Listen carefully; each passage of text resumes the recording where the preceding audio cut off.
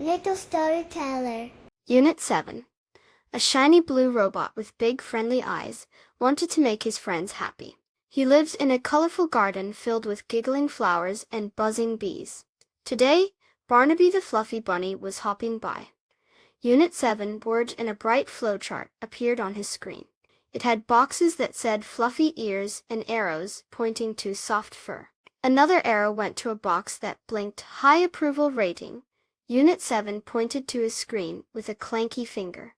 Barnaby tilted his head, his long ears flopping. Next, Rosie the ladybug with bright red spots landed on a sunny leaf. Unit 7 rolled closer.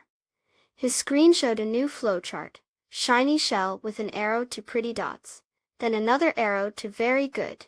Unit 7 beeped happily, showing Rosie his screen. Rosie blinked her tiny eyes. Feeling a little confused, Barnaby hopped over to Rosie.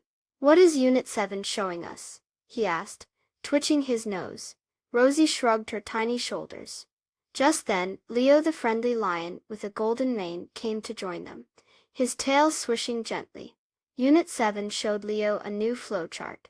Big roar, leading to strong and brave. An arrow then pointed to super friend. Leo chuckled, his mane shaking a little. "Thank you, Unit 7, he said. But what does it all mean?"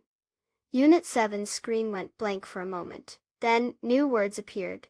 "You are all good friends." He made a happy whirring sound. Barnaby smiled, his fluffy tail bobbing.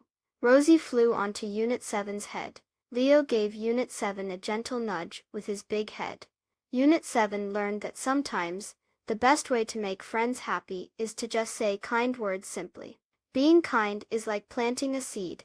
It helps happy feelings grow.